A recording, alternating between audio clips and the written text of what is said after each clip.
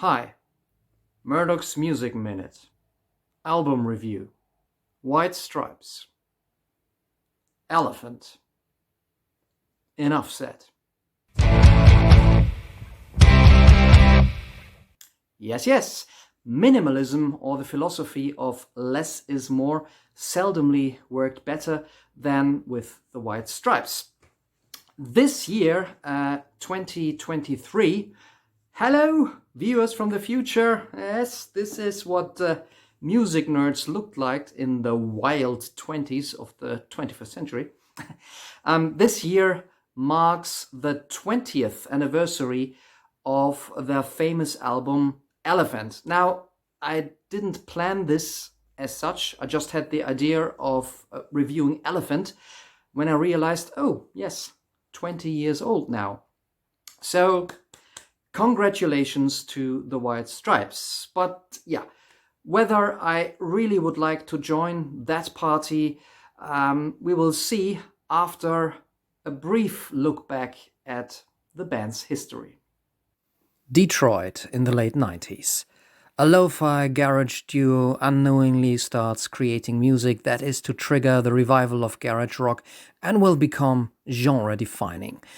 The White Stripes, consisting of Jack White and Meg White, were masters of creating an image with stories and rumors surrounding them that make it difficult to this day to always distinguish what is true and what a cleverly planted rock and roll myth. John Anthony Gillis, guitarist and singer of the duo, originally started as a drummer in various small bands around Detroit, but eventually switched to guitar when he formed a one-off band with Brian Muldoon, at whose upholstery Gillis was doing an apprenticeship. Megan Martha White, meanwhile, was an artistic but very shy inward teenager and had decided to pursue a career as a chef when she met Gillis. They became a couple and, apparently on a mere whim, Meg one day tried her hands at Jack's drum set, just for fun, which led to their idea to found a musical duo. They both also were married for a while, but got divorced already in 2000, with Jack taking on his wife's last name, thus becoming Jack White, as he is known among music aficionados. As lo-fi rock duo The White Stripes, they, however, enjoyed making journalists and the public believe they were siblings. The White Stripes combined a raw, simplistic garage sound with a consequent visual aesthetic from the start. The only colors on all their album covers and for public appearances, including clothes and instruments, exclusively were red, white, and black. In addition to that, they followed a strict policy of only using analog equipment for recording, paired with a clear DIY spirit. Live shows were intense and impressed an ever-growing local fan base, with Jack White's creative energy and resourcefulness to make the sparse sound of just guitar and drums work. This included sound experiments, self-built guitars from unusual materials, and a maverick playing style as guitarist. Their self-titled debut album was released in 1999, laying the foundation from which the band would develop their unique sound with increasing success on each subsequent album. Lo-fi bluesy rock channeled through raw garage punk with often heavily distorted guitar, but also at times influences from country and American folk, or, as has become fashionable to say, Americana.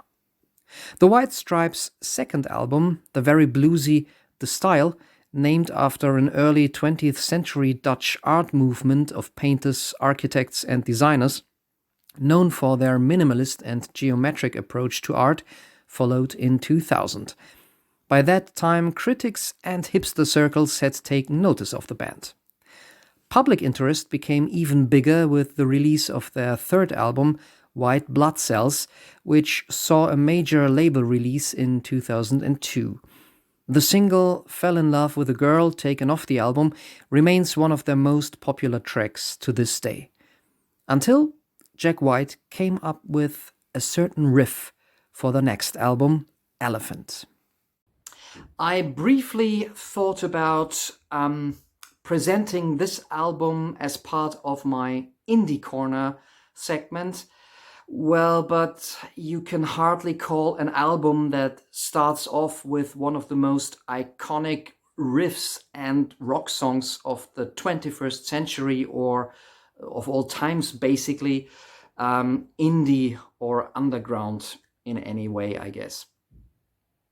On Elephant, we get the White Stripes' self-produced, garagey blues punk sound, but this time beefed up even more to arrive at a very raw but modern rock sound. So let's talk about the world-famous opening track, Seven Nation Army. Like for a lot of viewers, I guess, this was my first encounter with the White Stripes. I remember seeing the very impressive video clip to the song and immediately loving this track. It brought back a very powerful rock sound like Led Zeppelin interpreted by garage punks, which was archaic and at the same time very fresh and somewhat modern. Of course, this whole song and its fame is built around that primitive but ingenious riff that starts on what sounds like a bass guitar, but actually is Jack White's electric guitar sent through a pitch shifter. Later on, we also get Jack's screaming slide guitar and Meg White's less than basic but perfect drumming. Her drumming often is criticized as the one weakness of the White Stripes, keeping some songs from reaching their full potential, but I absolutely have to disagree here. I think Meg White's drumming is perfectly effective for the sound of the band. And what better example does one need than Seven Nation Army, which still works in a sweaty indie club, at a big arena concert, and as a football or soccer chant around the world.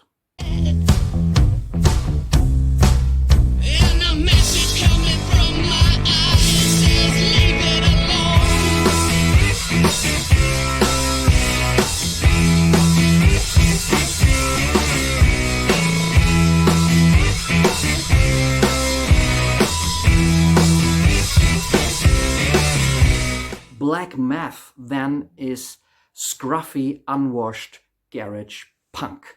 It is filled with distorted fuzz guitar, reaching a sound spectrum that is usually an absolute no-go on big mainstream productions, which makes me love it even more.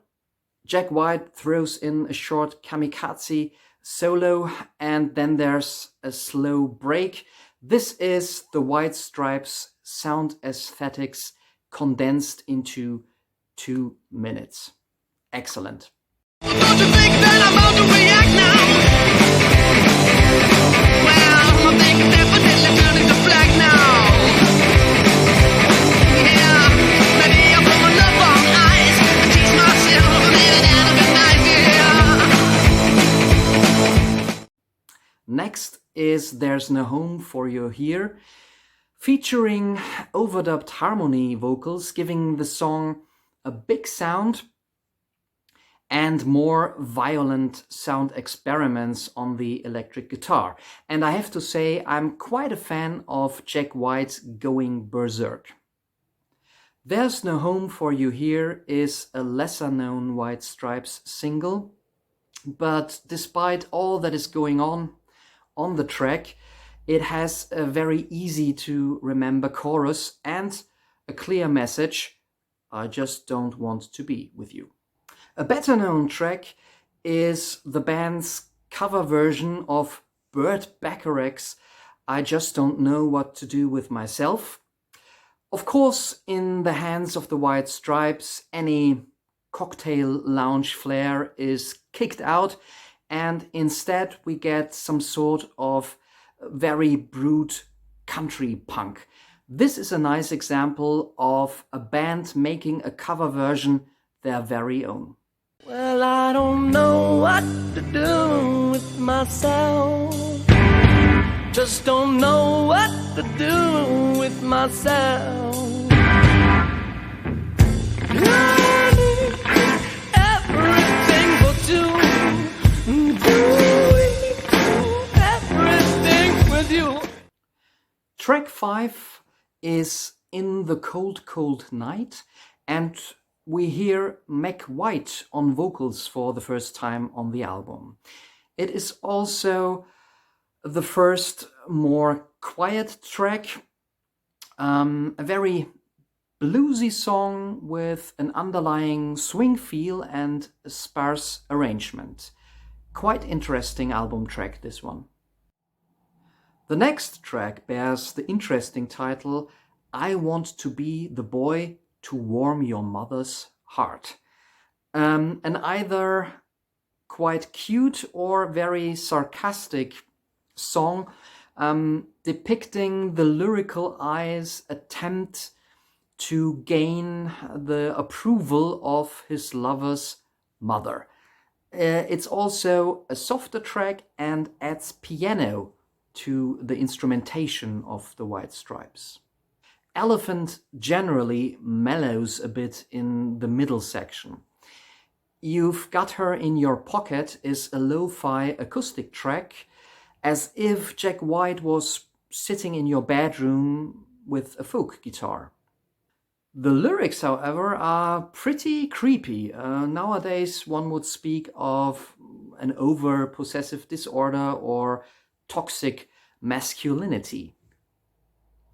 You keep her in your pocket, where there's no way out now. Put it in the safe and lock it, 'cause it's home, sweet home. And there are even more unsettling lines in the song about tricking a woman into a relationship where she will never get out of again.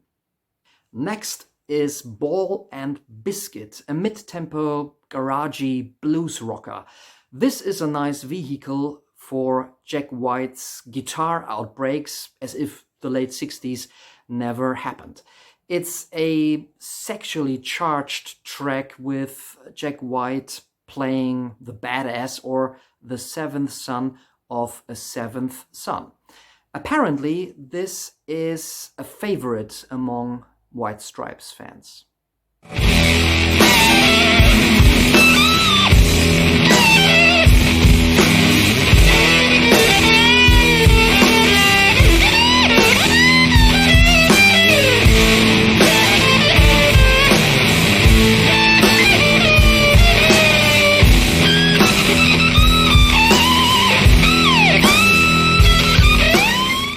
The album packs another punch right away with The Hardest Button to Button, the other well-known hit by the White Stripes. I guess several of you know the video clip as well, which again deployed a very simple but effective visual concept and since has been referenced in pop culture. The lyrics talk very cryptically about upbringing under tough conditions, poverty, jealousy between siblings. Well, the meaning certainly gets lost a bit underneath all the power chords. Whatever, this is a classic. The hardest button to button. The hardest button to button. Uh-oh. The hardest button to button. The hardest button to button. Uh-oh. Little Acorns is the album's heaviest track, although it starts like a self-help audiobook or an esoteric radio show. But as soon as the distorted guitar and Jack White's vocals come in, it's very clear that there's something very sarcastic about this song. Hey, be like the squirrel. Then we get Hypnotized, a short, cool, 60s-inspired garage punk track. Maybe nothing too special, but I really like this kind of music. The Air Near My Fingers, another up-tempo rock number, has an almost naive melody and an organ hidden in the mix. The song seems to be about a young dropout and the feeling of wanting to escape from growing up. The following Girl You Have No Faith in Medicine once more gears up considerably. To this day, I'm not really sure what the song is about. The pains of love, ignorance, blind dependence on medicine, or the exact opposite? Maybe it is also a bit misogynist. I'm not quite sure. However, there is an audible sneer in Jack White's vocal delivery. It is a punky garage track with those guitar beeps as solos, and I absolutely love it. What's your benefit? What's your benefit? Oh, girl. Yeah, I'm a patient medicine. Oh, girl. Yeah, I'm a patient medicine. Oh, girl. Oh, girl. And then the album ends with the anti-folk of, well, it's true that we love one another. A goofy campfire session featuring another retro icon, Holly Golightly. The song appears to be a bit of an impromptu insider joke. There's always at least one track like that on a White Stripes album, and placing it at the end of Elephant in this case makes for a nice light-hearted ending to the album, which one has to admit at times is a little bit passive-aggressive. Meg, do you think Jack really loves me? You know I don't care, 'cause Jack really bugs me. Why don't you ask him now? Well, I would, but man, I really just don't know how. Just say, Jack, do you adore me? Well, I would, Holly, but love really bores me. So what's my verdict on the album that gave us Seven Nation Army, a song that, by the way, did not initially convince people around Jack White and not even the label? Well, back in 2003, Elephant catapulted the White Stripes into a limelight that they did not always want, certainly not Meg White. It reached number 6 in the USA, the number 1 spot in the UK, and it also did very, very well in Scandinavian countries, for example. 20 years and White Stripes records are still foreign objects in rock music. For Elephant, for instance, the band had a bigger mainstream label budget, but stayed true to their artistic aspirations and recorded the album exclusively on an 8-track tape machine using only analog equipment from the 50s and 60s. Then again, I think the music of the White Stripes can easily unite indie rock fans, classic rock fans, and even punks. And that makes the White Stripes probably timeless.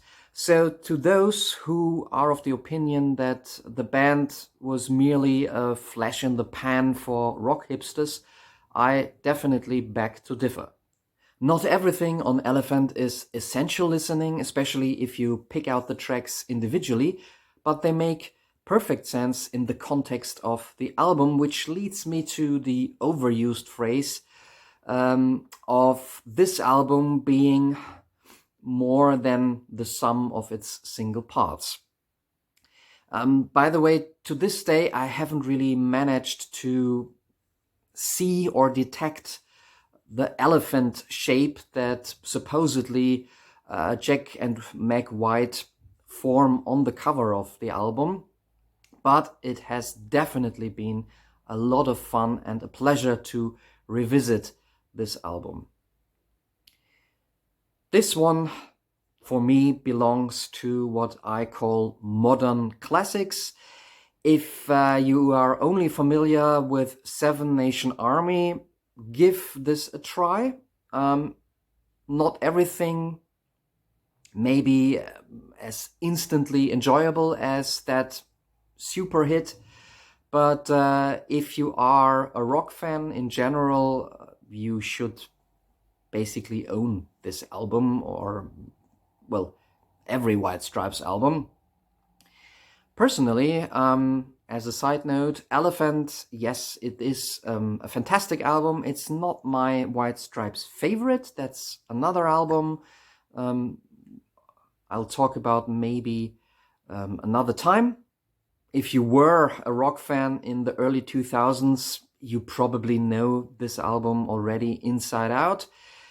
It's a good opportunity to dust it off again and re-listen. 20th anniversary of Elephant by the White Stripes. Thanks for listening, and stay tuned for more Murdock Music Minutes.